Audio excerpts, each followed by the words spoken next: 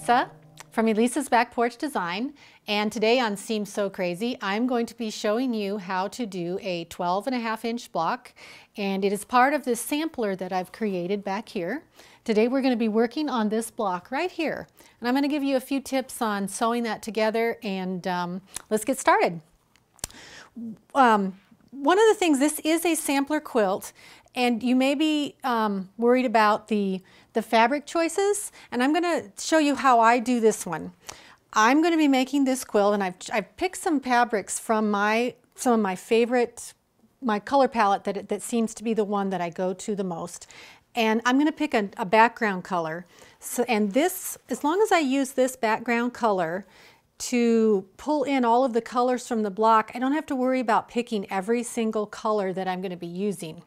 For example, I'm going to go a little wild, and this is a little bit of a busy pattern compared to some backgrounds you normally think of as being plain, lighter in color, and this has a little bit of movement and the dots. And what I've done is I've picked fabrics that are going to be pulled into this. So I kind of have my green pile, I have some yellows, and I have kind of the orange-brown pile. And so for each block, what I can do is I can use my background color, and then I can come in here and I can sort of go through and choose whatever I think is going to work with this particular block. And so I don't have to be overly crazy about trying to make everything match, because I know that I've already picked kind of like my color palette of what I'm working from. And that way, if you run out of a fabric, you don't have to worry. If you see another great fabric that for example, is a green that's going to work in there, you can go ahead and get a fat quarter and add to it. And so for this first block, these are the colors that I have chosen. I have chosen a beautiful orange, a brown, and then I threw in the yellow. You would want 3 colors in each block, and the yellow can be interchanged with the background color. And I will show you how I'm going to do that. I'm also going to show you another colorway just to get your ideas flowing as to what you can do with it in the red, white, and black block. And this is going to be our example today that we're going to use to be able to piece from this. So we're going to start with the center. We're going to cut some 1.5-inch strips from each of our fabrics, and then we're going to sew them together. And I have this done in a red, white, black, red, black, white. And I'm sewing them in this order and pressing the seams all in one direction. I already have that done.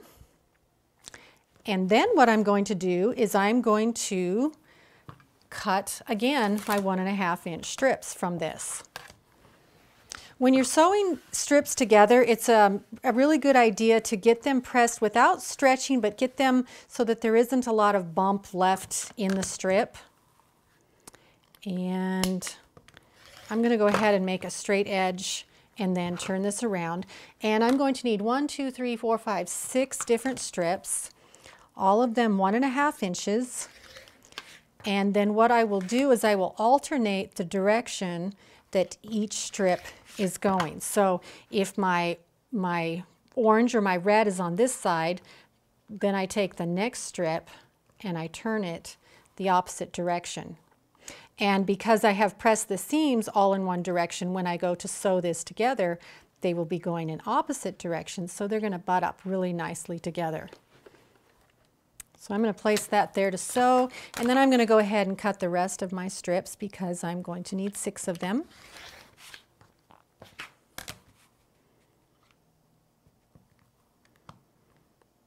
Let's see, 1.5. 1, 2, 3, 4.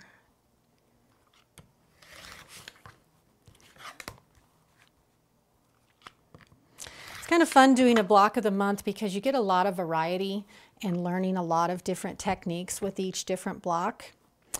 In this one, we're practicing sewing some strata together, and we're also going to be making some half square triangles. And on this one, we have half square triangles done with the red color in the background and the black color in the background. And so my red would be my orange and my brown would be my black. And I have cut my squares to 4 inches. And I have, for each half square triangle, I'm going to need 2 squares, and this will actually make 2 half square triangles. So on the back of the background square, what I'm going to do is I'm going to draw a diagonal line with a pencil, and then I'm going to place these 2 right sides together, and then I'll be taking this to the machine and I'll be sewing 1/4 inch on each side. So I'm going to go ahead and do a brown one and get an orange one ready.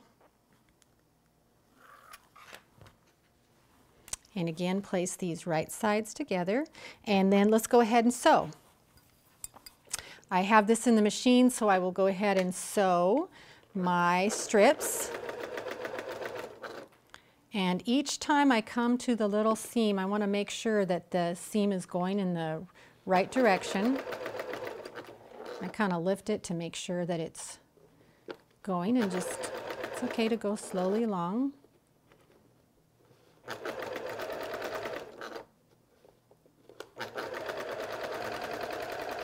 And I'm going to go ahead and chain piece my half square triangles through there, make sure they're lined up. And see, I have my presser foot next to the line so that my actual sewing is 1/4 inch in. And where's my other set? Right here.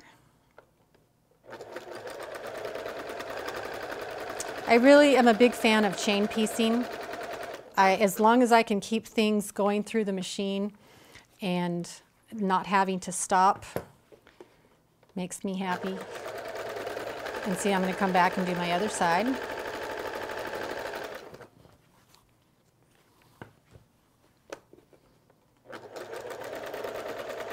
can see I got a little bit crooked there.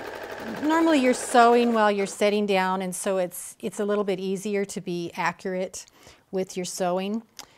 What I'm going to do now is I'm going to cut these on the line. And then I'm going to hand these over to Amanda to go press them for me. And while she's doing that, I'm going to sew another set of these together. Getting them lined up. I think the hardest thing is getting started, and once you get going, you realize it doesn't take very long at all to do just one block. And when you have your goal set to make your 12 blocks, you feel like you've accomplished something. Here we go. Once again, I'm going to cut this on the line, and you could use your rotary cutter if you wanted. And then I'm going to get those pressed, and I'm going to press over to the dark side. And I have another set of strips to go together. When you're sewing little strips together, you do want to try and be as accurate with your cutting and sewing when the pieces are small, because any kind of little mistake ends up showing up, and we want them to look as straight as possible. So see, I have my set of 2, and then I'm going to take and put my next set of 2 together like that. I think these colors, this is some of my favorite colors, and I think it's going to turn out great, but your colors could be completely different. As long as you sew with what you like, I think you don't have to worry about it turning out.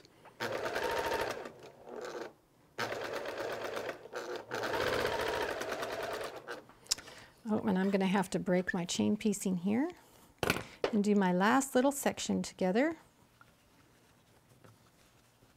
making sure that I alternate. Let's see, I think he's going to have to go over here. Actually, I think I messed up because I'm going to need this to be alternated. So what I'll do is I will set this aside, and I'm going to come back, rip this out so that I continue my pattern of light, dark at the top. But I'll get that pressed and pretend like it's done. Now I'm going to take my half square triangles, and I'm going to square these up to 3.5 inches. And how I do that is with a square ruler, and line it up at my 3.5. And if your block is very skewed, you can end up squaring up both sides, or you can just do one side. Yeah, you can go ahead and press that one. Thanks, Amanda. Okay. And I like to make these at 4 inches and then trim them down just a little bit to make sure that my half square triangle comes out nice and perfect.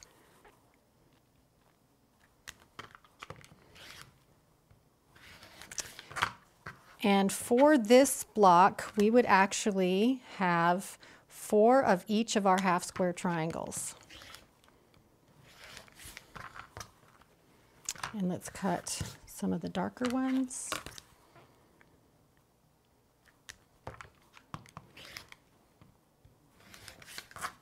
You end up with lots of little scraps of fabric left over. Haven't found a good use for those yet.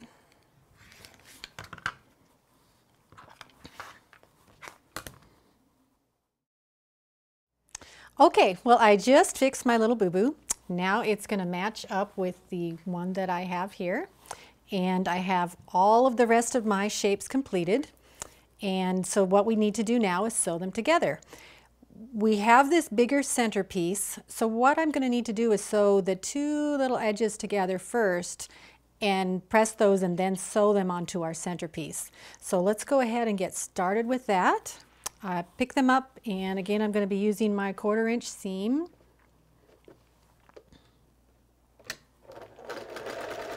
And I like to, even if I have one of the seams going both in the dark direction, if they end up being in the same direction, what I'll do is I'll finger press one over so that I can get them to match while I'm sewing them. So again, I think these are both pressed towards the dark. So what I would do is I lift this seam over so that I can feel that they're butting together there nicely. And now, whoops, get these scissors. And now this piece and this piece can be sewn onto our center. Back to the machine again.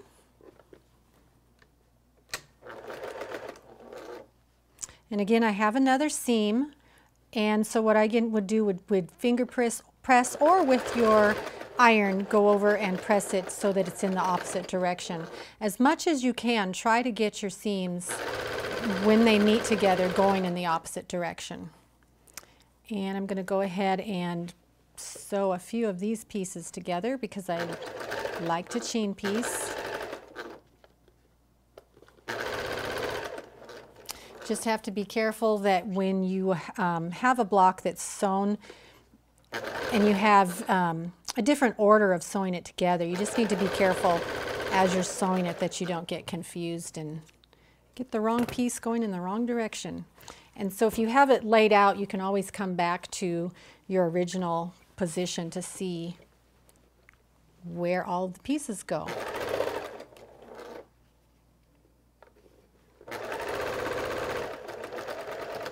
I'm real excited to see what some of you are going to do with this pattern. Anxious to see some of the color choices that you might have. So once again, I will lay this out. You can see how easy it is to get confused once you have these pieces out of place. Then again, sew this row.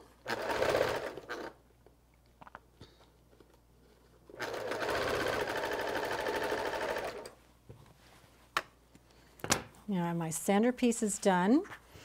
And so this one I would press, probably press it in the seam allowance so it's going in towards the squares, the little tiny squares, and that's going to help so that my little points come out nice and crisp. You want to try not to cut the points off, and if you take too big of a seam allowance, then the points end up getting cut off and you don't get that crisp little edge. And so if this is being pressed in this direction, towards the squares. When I sew these two together, I'm going to end up pressing them in the opposite direction.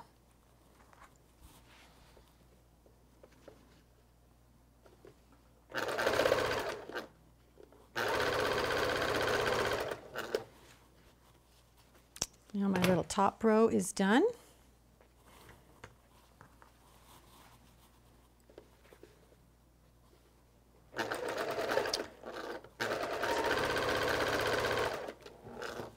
Just a couple more seams to go.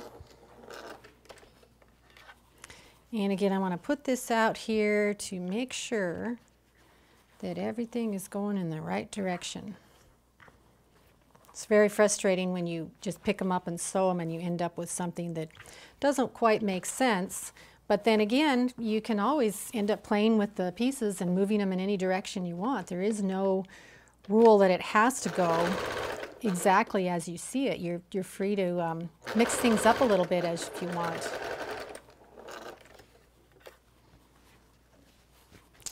There we go. Now we just have 2 more seams to sew together and our block is done.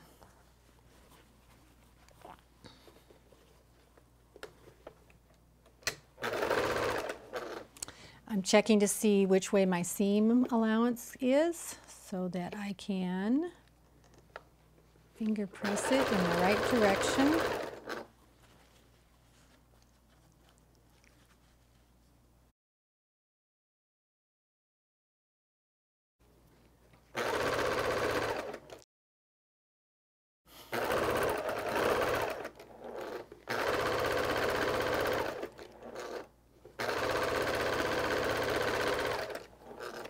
Okay, last seam, this direction, here we go.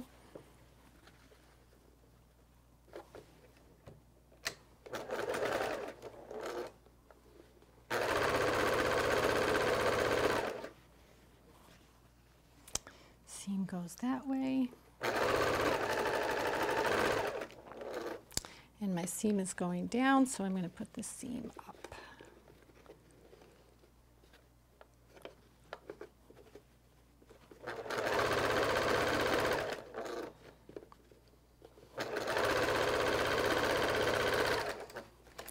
Okay, ta-da! Our block is done. All I would need to do now is take it over to the iron and press the seams flat, and I have the block done. So I hope that's been helpful for you today, and hope that we see you next time on Seam So Crazy. I'm Elisa. Bye.